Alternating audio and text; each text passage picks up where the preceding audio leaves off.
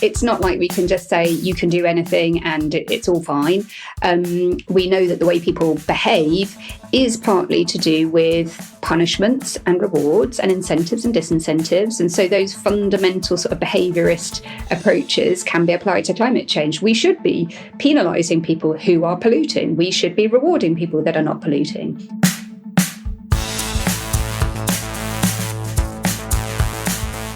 Hello, welcome to Your Brain on Climate. I'm Dave. Lovely to be talking to you again. And this month, and next month actually, this month to start with, we're going to be looking at possibly the thorniest issue of the lot. Why do we behave? Why do we do the things that we do? Why is it that we bugger up the planet without meaning to? In loads of little ways, in big ways. These patterns of behaviour that we've got where we just kind of do things. I do things all the time and I don't think about them things. Well, why? Why do I behave the way I behave? And how can I behave different? Is behaviour the right way of looking at it? Am I really in any sort of way in charge of what I do and how I act in the world? The carbon that I emit, is it all systems? Is it all structures? Is climate change too big for any of that? And are we all trapped in the machine? Or can we be doing things about it? Can we smash our own synaptic shortcuts? And can we make ourselves behave as if we only had one place in the universe we could live? Well, joining me this month on Your Brain on Climate is the majestic Professor Lorraine Whitmarsh, Professor of Environmental Psychology at the University of Bath and Director of the Centre for Climate and Social Transformations. What are extremely good things, and she has an extremely large brain. And we talked about behaviour change. You will often hear it said that we, the great wash of we, we'll come to we next episode, we need to change our behaviour, and there is something wrong with the way we behave, as if we are all children, naughty children, and what needs to happen is that we need to have our bottoms smacked. Well, I asked Lorraine all about that. She's an expert in behaviour change. That is her thing. And we talked about why people behave the way they behave, all the different types of things that are used to get people to act differently in the world when it comes to climate change, which of them work. And we get into some stuff that is where the juice really flows, in my opinion, about like free will. Are we actually really in control of any of this stuff? If we woke up tomorrow morning and said, right, I decide I am not going to behave in a way what is bad for the planet, can I do that? Do I even understand the ways in which I behave, what I think, what I desire? This, my friends, is what this podcast was here for, and we're going to talk all about that. So strap yourself in. As always, if you like what you hear, please do consider chucking me a couple of quid on Patreon, www.patreon.com/yourbrainonclimate. Huge thanks to those people who do. Episodes only come out once a month because I haven't got more time, but your support helps me pay for guests. I pay for my guests.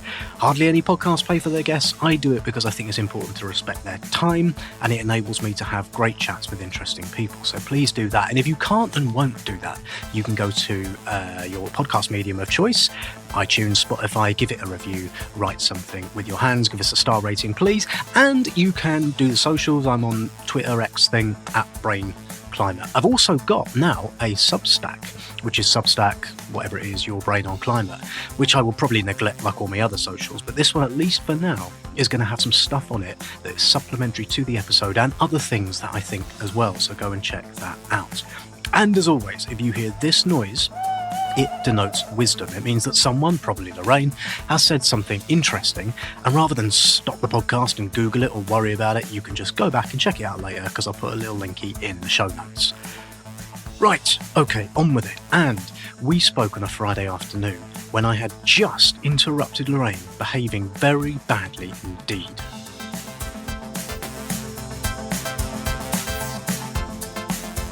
Your brain on climate.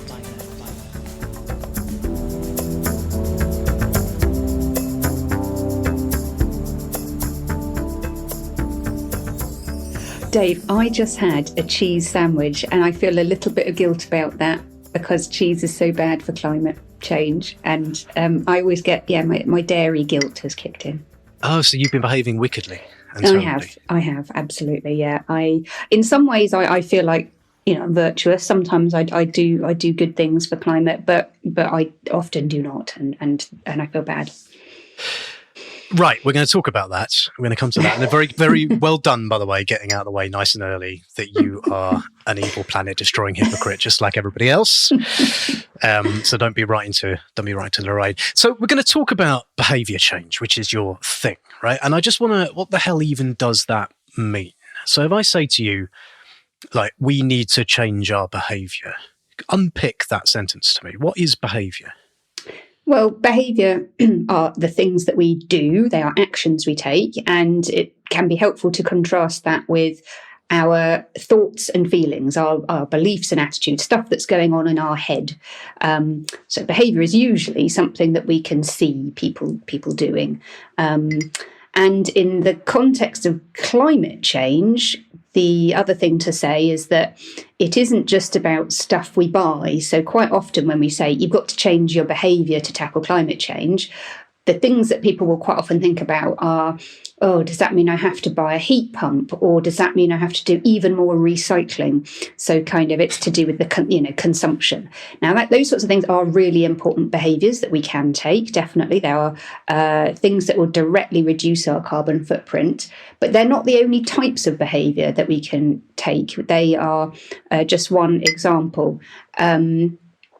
There are also things that we can do in the workplace as professionals. There are things that we can do in the communities that we live in and with our sort of family and friends.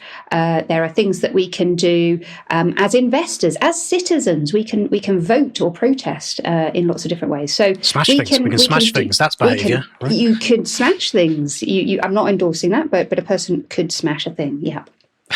So the point being, I guess, that it's all very well giving a shit about climate change, and we need to give a shit, but kind of climate change is caused by the stuff that happens in the real world, a large chunk of which happens because of us, our behaviour. Yeah, exactly. Exactly. So in fact, most of the things we need to get to our carbon targets, our net zero targets, will require behaviour change. Some people might actually say all of the things, actually, because the Climate Change Committee, which is the government's advisors on climate change, have estimated that something like about 60% of the measures needed to get to net zero will need to involve behaviour change by consumers. So that's things like buying electric vehicles or heat pumps and maybe changing our diets and things like that.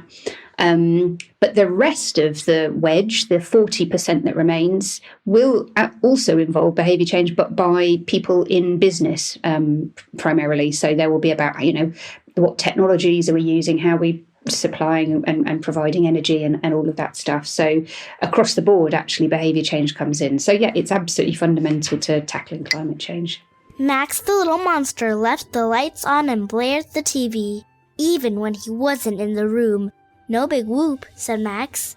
The one night in the middle of his... When I talk about behaviour change, it all sounds a little bit kind of school behaviour, schoolish, naughty children behaving. There's something about, I think I'm thinking back to being a kid and thinking about you've behaved very badly. Is there something about the framing of behaviour change that's a bit of a problem, do you think? It kind of like when you're talking, I'm sort of a little bit of me is thinking like behaviour is a strange concept, isn't it? Yeah, I suppose that's true. We think about sort of behavioural problems, don't we? And so I think it does get sort of like associated with a kind of top down. We've got a particular behaviour in mind, and you're maybe deviating from that. So, there is an element of truth in that, because if you look at where our emissions come from, there are some behaviours that are really high emitting and there are some that are really low emitting. So there are some behaviours that are particularly bad for climate change, but that doesn't necessarily mean we need to blame individuals for taking those actions, because actually we're very often constrained in the choices that we have. So, the example of eating a cheese sandwich is not a great one, actually, because I could have just chosen a vegan sandwich. But in other cases, like getting to work Some people might not have great public transport or cycling options. They might actually, driving might be realistically the only option for them. So there are constraints that people have. There are price constraints. There are lots of reasons why it's often really difficult to take a low carbon action, even if we know what that action is, which sometimes we don't. So that's right. I think sort of thinking about behaviour doesn't necessarily mean we need to blame the individual. It's just about understanding where we might intervene to shape that behaviour. And it isn't necessarily about telling people what to do, telling them off if they're doing the wrong thing. It might be about creating an environment that enables people to do the right thing. Although sometimes if your mum comes and says, "Oi, bloody well stop it," that can be quite an effective way to change your behaviour. Maybe I need to talk to someone about my mummy related take on this issue. No, but I think you're getting at something, which is that it's not like we can just say you can do anything and it's all fine. We know that the way people behave is partly to do with punishments and rewards and incentives and disincentives. And so those fundamental sort of behaviourist approaches can be applied to climate change. We should be penalising people who are polluting. We should be rewarding people that are not polluting. Those are fundamental behavioural principles that we can apply here. And at the moment, we're not really doing that, actually. You can get away with buying a cheese sandwich and actually quite enjoying it. So, that needs to change.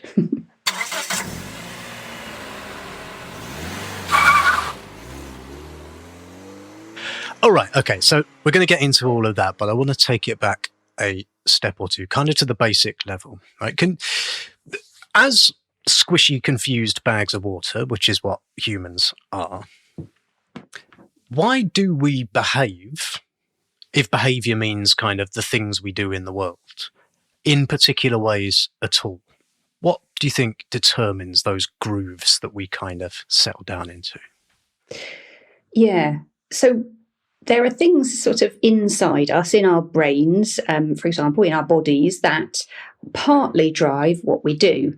We're hungry, we look for food, etc. We feel very strongly about something. I have a really strong kind of compulsion to go and protest about something. I might go and do that. So those might be things that are coming from within us. They might be thoughts, feelings, even sort of biological drives. Those are partly what drives our behaviour, but they're definitely not the only things. And at least as much of the causes of our behaviour come from the world around us. So that's other people, the physical environment, prices, kind of social norms and things like that. And so we're absolutely a product of the context in which we live, at least as much as what we're kind of thinking and feeling. And sometimes that we don't actually realise that, because we know from psychological research, if you ask people, why did you do that? They will say, oh, because I felt strongly about it, or I wanted to do that, or because I know that's the right thing to do. That they'll often sort of attribute their behaviour to internal causes.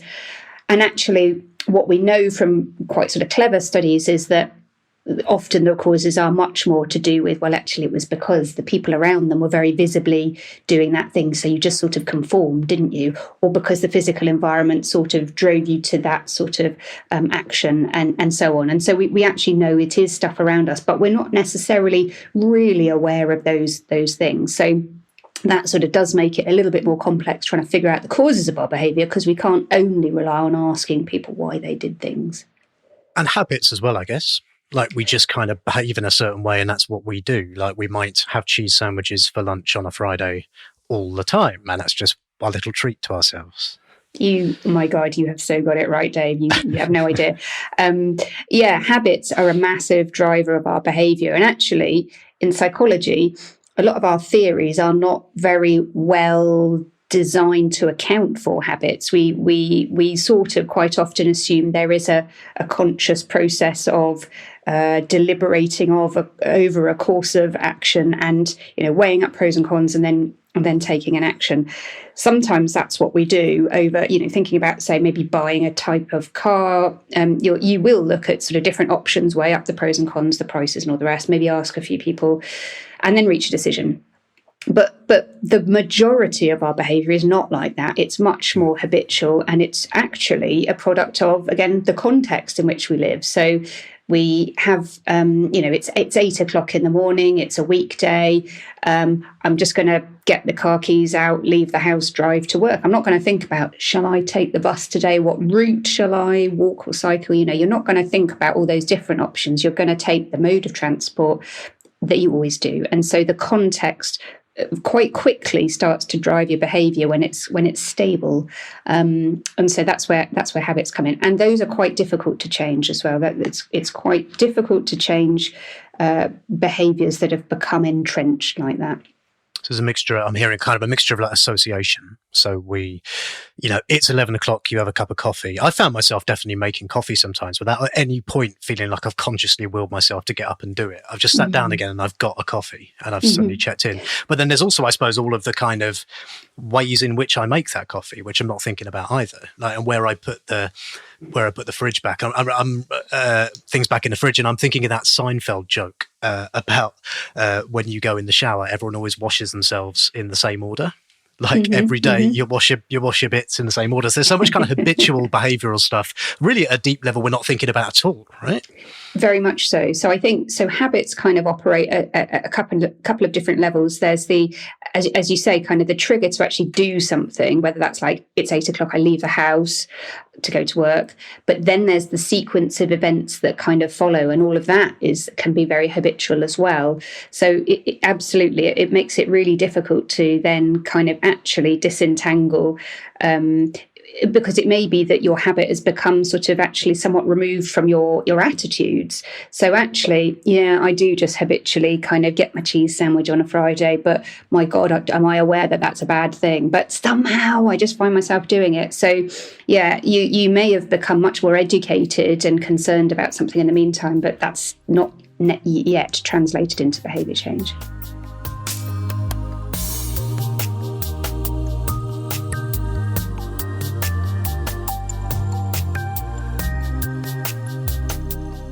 So, right, okay, this is good. So I heard 4 different things, at least, that sort of determine how we behave. We've got habits, and just it's what we have always done. We've got kind of what people around us do. So what is expected of us, we don't see anyone else doing something, so we don't do it either, or vice versa. And I suppose that one explains things like when you walk past a bin and it's already overflowing. And then you can see loads of stuff that people have just chucked their stuff on the floor around it, right? Because they've gone, well, that's all right. That's already overflowing. There's clearly not a problem with putting more stuff onto the floor around that bin. You've got stuff like what's available to you. So you can't have a habit to take the bus if there's no bus for you to take, for example. And then the little residual bit of it that's left seems to be free will. So actually, like what we want or what we think we want. And I guess even that may not even be what we really want anyway, right?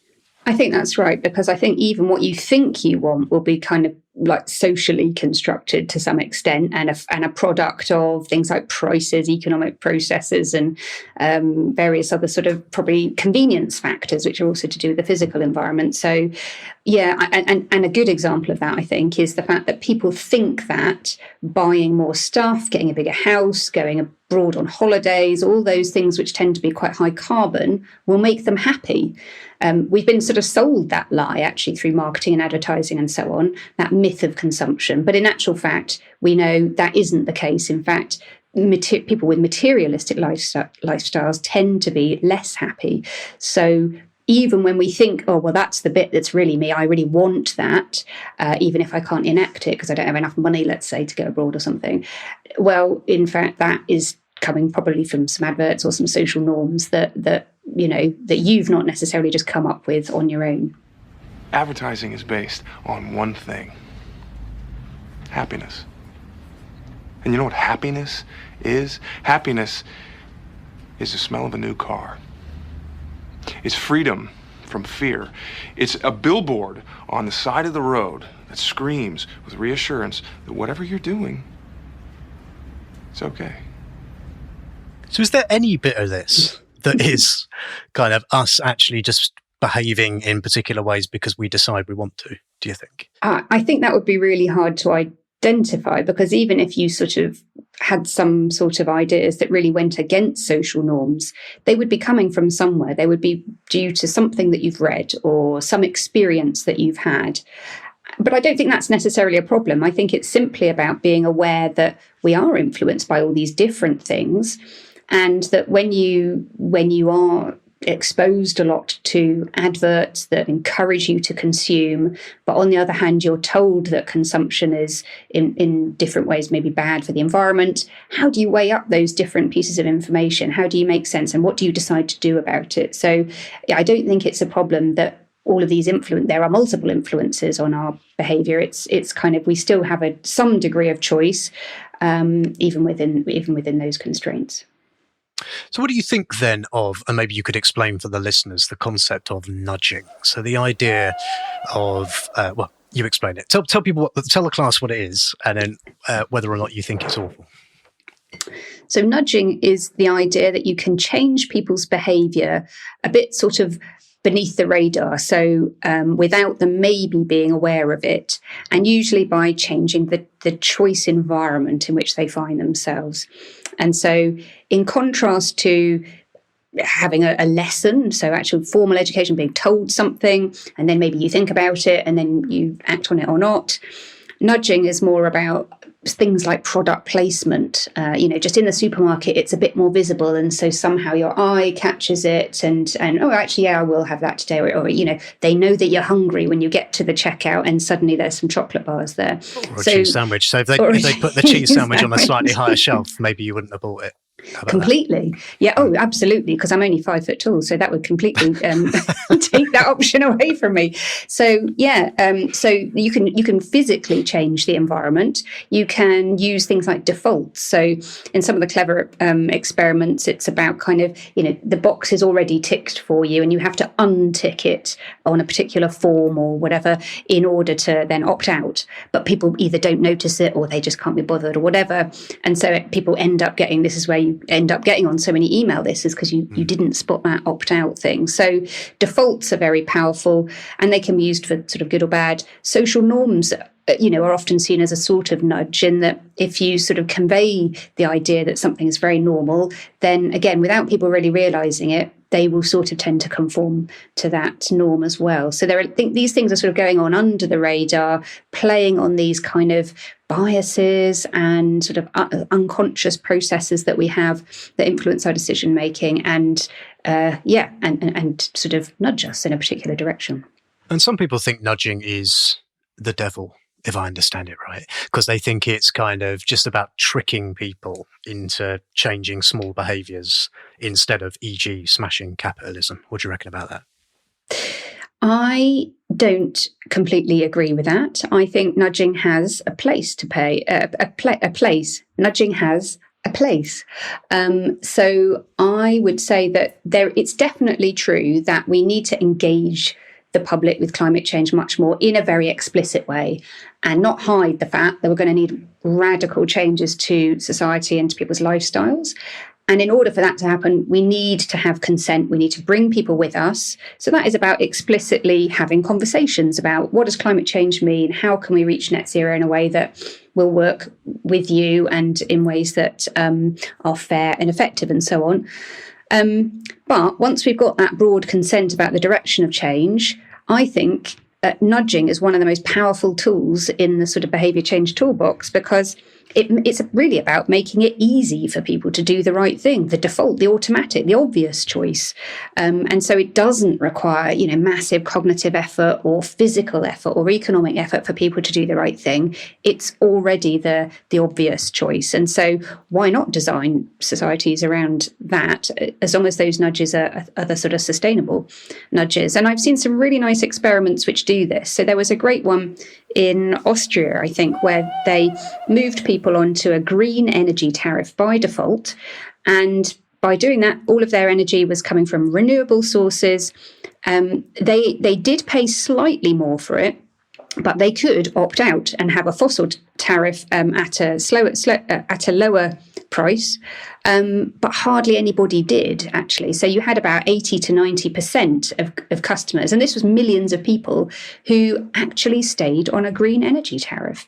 And it's just playing with the idea that people will just, they are fundamentally a bit lazy, you could say. They go with the easy option. And so why not use that in favour of a sustainable society? Well, use it for good, right? Because I definitely got... I got all cross at a beer company who I shall not name, but, an online beer subscription company who I did an order with. And then in order to cancel it, you have to call them up. You can sign up in a second, but to cancel it, you have to call them up. And I did, because I'm stubborn, but I thought, I bet so many people don't. And so they stay getting subscribed. And all of this stuff is being used around us all over the place, isn't it? To kind of trick us. It's called sludging. I learned this. Like using nudges for ill is called a sludge. That's right. So we need to smash that as well, by the sound of it. So I'm all about smashing things on this podcast. Yeah. No, I'm with you. Yeah. The free trial is, it's always a hook that plays on that sort of the laziness that we have. Yeah.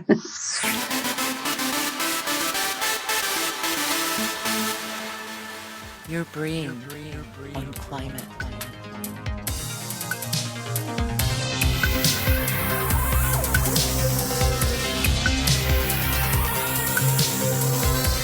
Righto, okay, so let's talk about the planet and how we change our way out of this. So look, I'm with you. I've had a go at you about your cheese sandwich, but I reckon number of things I've done today that comply with my belief that climate change is bad is probably zero. I've definitely got the heating on a little bit more than I need it because I'm cold. I haven't otherwise really thought about it. And I say I care about climate change, but I wouldn't say I behave like it in loads of ways. Not me necessarily, but why don't we? What is that gap between what we believe and how we behave? So, this gap is referred to in various different ways, either as the value action gap or the attitude behaviour gap, but it's everywhere, and everybody has a gap to some extent. And it's really because of what we said at the beginning, which is that our behaviour is partly influenced by what we think and feel, for example, our concern about climate change, but in a very large part, it's about the world around us and how much does it cost? Is it convenient? What are other people doing? And so on. And because those things are often aligned to higher carbon choices, we end up actually finding it very difficult to do the right thing, even when we know what the right thing is. And it is worth saying that we don't always know exactly what is the right thing to do, because our research shows that when we ask people, what are you doing to tackle climate change? And even what do you think is effective to tackle climate change? Things like recycling and bringing your own reusable cup to the cafe or... Too late. Don't be trying to hold your reusable cup up. You'll notice it's Starbucks. Oh, God. Yeah, there we are. It's Starbucks. and you eat cheese on a Friday, so you can just... I know. This is it. I know, exactly. So this is a drop in the ocean, this reusable cup, compared to that cheese sandwich.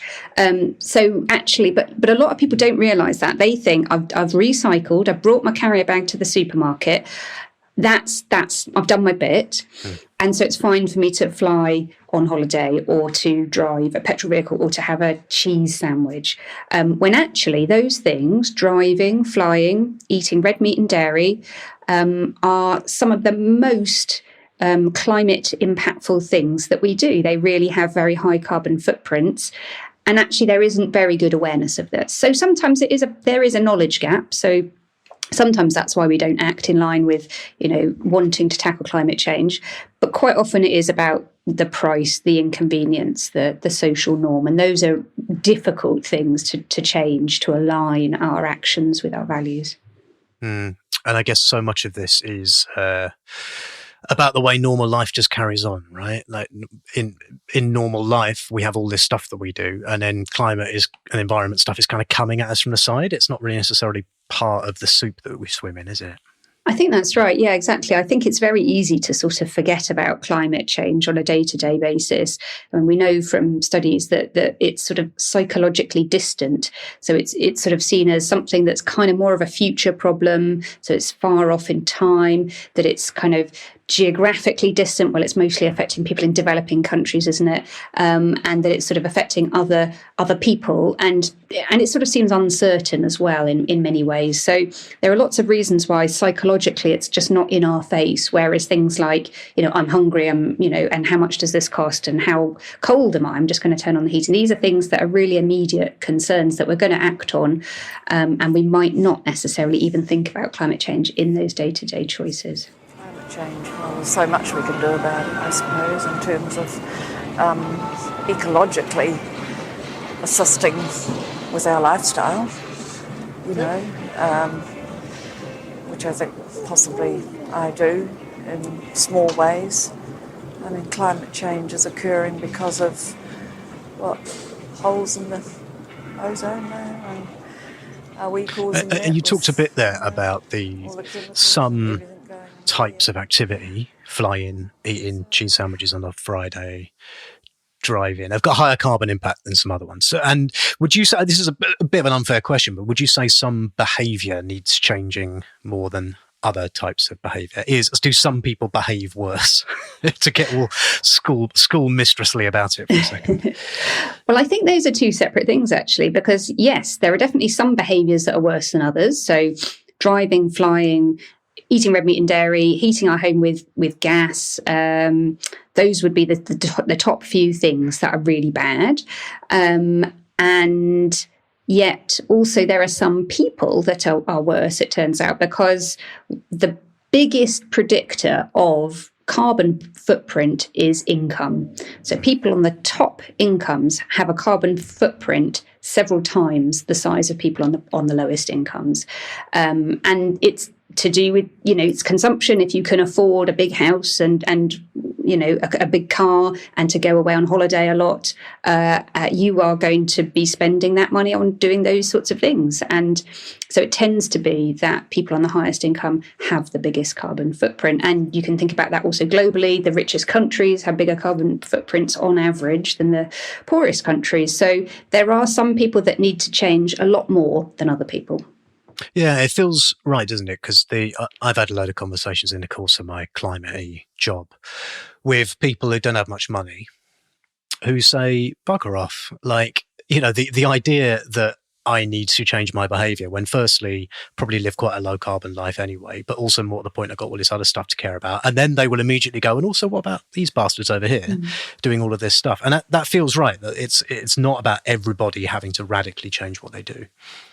Yeah, absolutely. And you've touched on something there which we've also found really consistently, which is that fairness is such an important predictor of policies to tackle climate change. That people will accept policies if they are seen to be fair.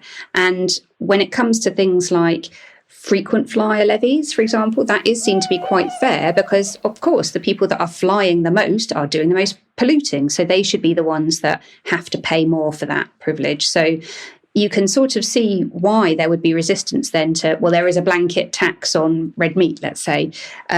Well, of course, then the rich people can continue to eat their steaks and because they can afford to pay that tax. And yet that tax falls heavily on the poorest who can't afford. So I can absolutely understand that reaction. And in actual fact, if you look at some of the kind of solutions to tackle climate change, if done in the right way, they will actually address some of those issues like fuel poverty. So if we did insulate people's homes, there are ways in which you can do that would actually benefit poorer people. So we do need to be finding those solutions that are fairest, because not only are they going to be quite effective, but they are going to be more acceptable. It feels like also we're getting into something that might make this all a bit difficult, which is about like freedom, right? And the idea, particularly maybe more on the right of politics, that there's no particular interest in doing things that restrict people's freedom of choice or freedom to act how they want. But it sounds like a large part of what you're talking about is essentially about doing that in some way. So how do you square that? I think that's right, that we cannot have unrestricted freedoms in any context. I mean, it's not just about climate change. Of course, we have to have laws that mean that it's about balancing the rights of the individual with the responsibilities of living in a society and protecting other people. And if we took that seriously when it came to climate change, it would mean that people that have the biggest carbon footprint and the most ability to respond to climate change should be doing more to protect the people that haven't even caused climate change and that are feeling the worst effects of climate change. That there is something about that we should be addressing head on, I think. And it does mean that we are going to have to limit some of our freedoms, at least. We do know that the more restrictive policies are, the less popular ones. But I think, as I say, if they can also be designed in a way that improve quality of life for people. And it is about explaining that some of those changes can be beneficial, even if we think that they might be about sacrifice. And again, it comes partly back to this idea of the myth of consumption. We're sold a lie that the more we consume, the happier we're going to be. And we know that that's not true. Actually, it's about sort of saying, well, let's think about what really does make us happy and finding ways to achieve that in lower carbon ways, and that is definitely possible to do. But yes, you're right. We need to be really having an honest conversation about what's the right balance between individual freedom and the responsibility to look after vulnerable people in society.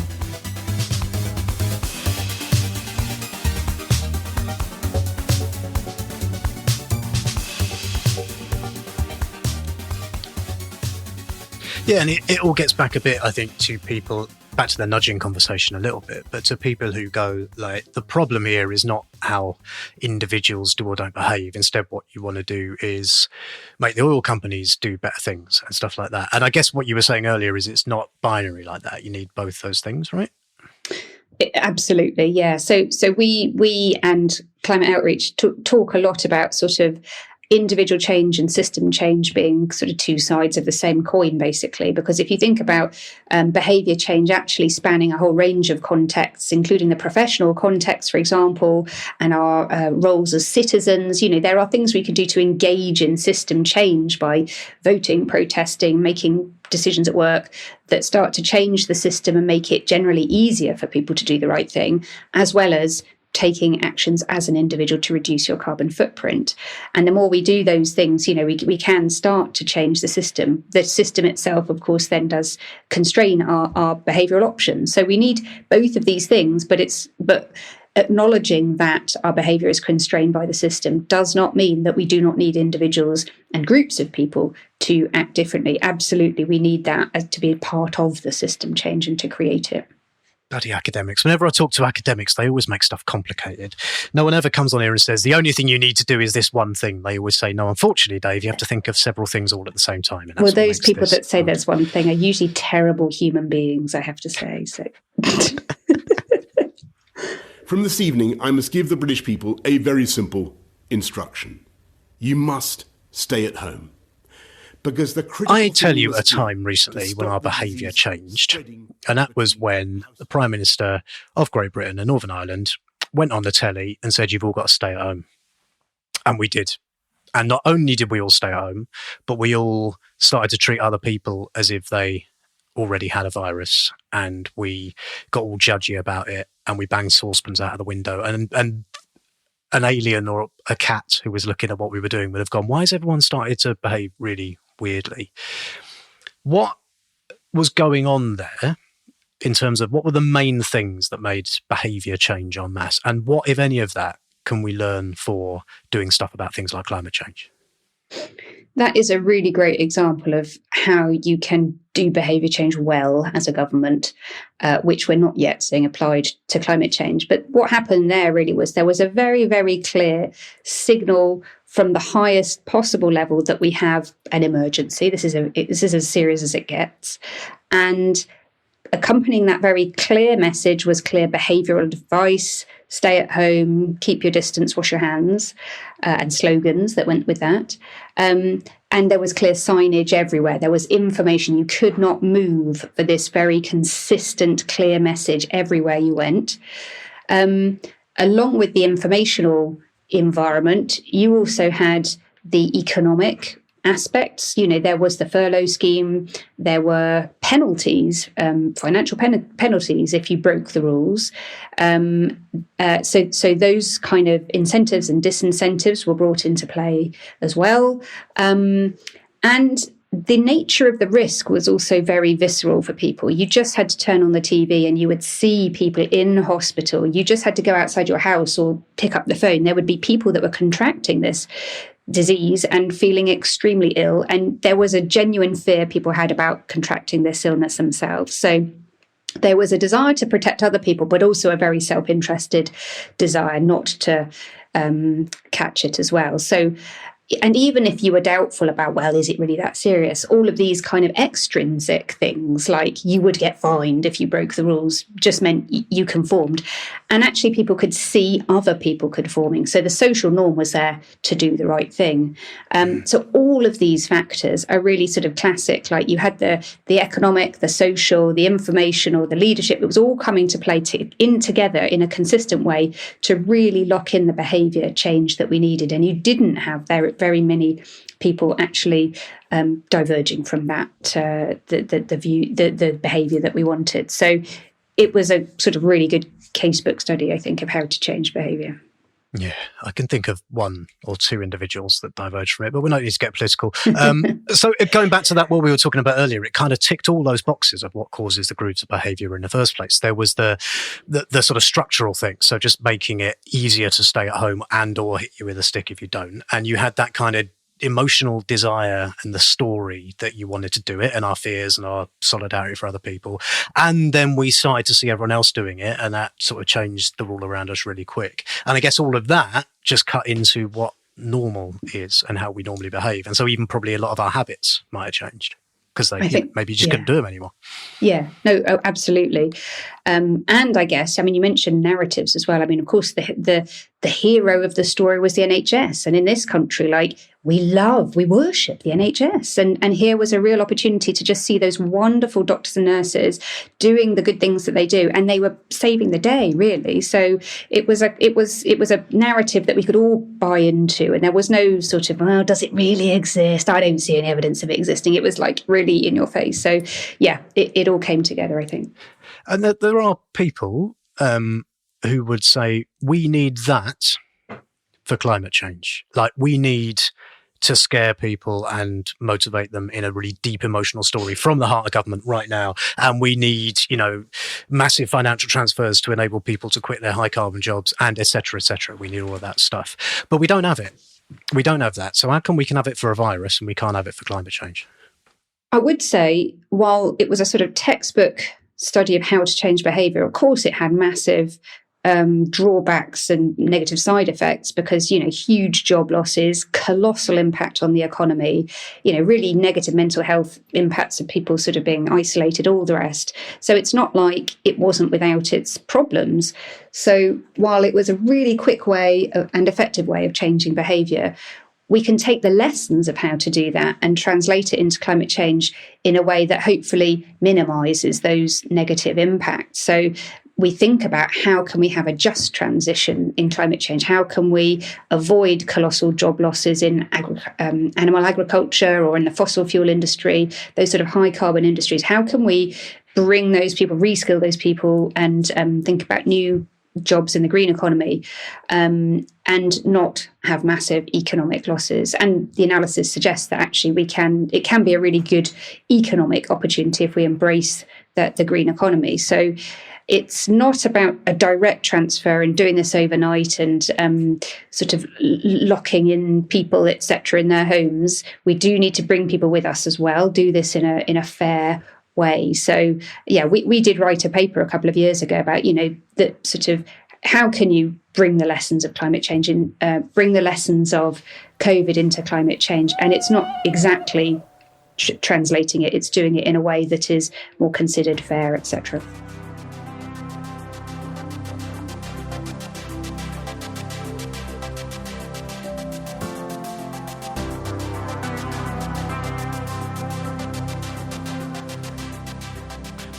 Okay, so I guess the last question I've got, and we're going to talk about your cheese sandwich again, is about going easy on ourselves or not.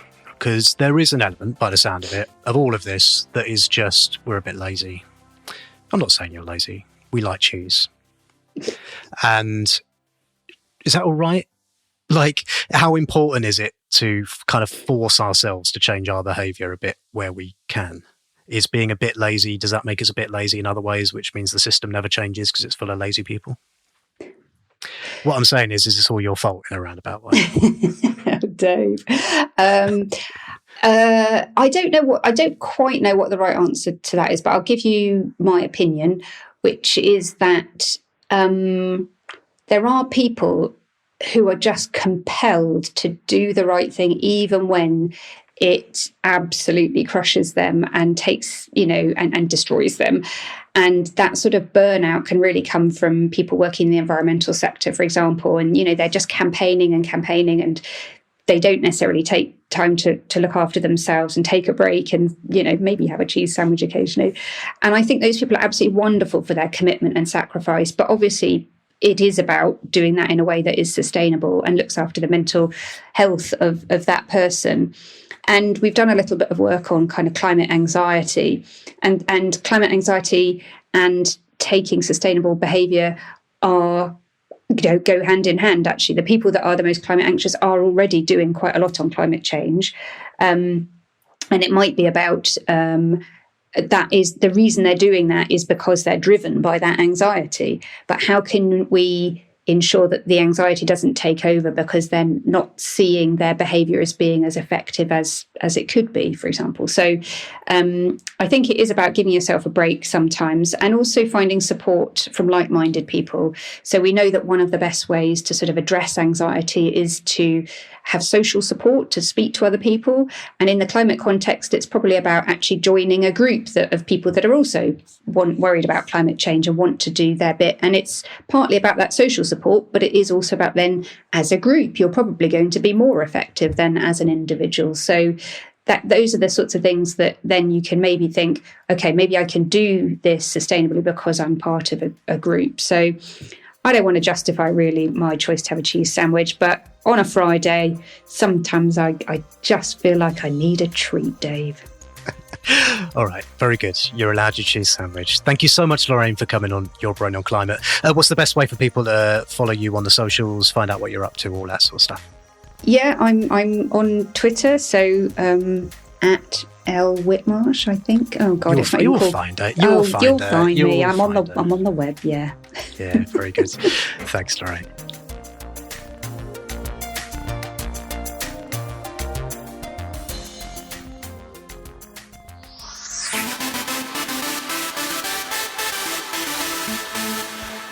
Right. Brilliant. Thank you, Lorraine. Thank you so much for coming on here.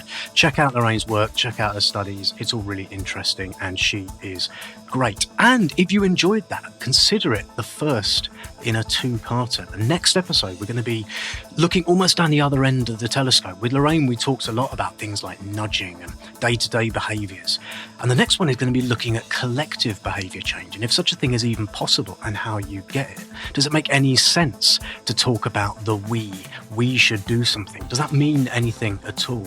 And actually, when it comes to climate change, is it right to even think of ourselves as individuals at all? That is with the majestic Jonathan Rowson. I've already done that record, and you can listen to it round about Christmas time.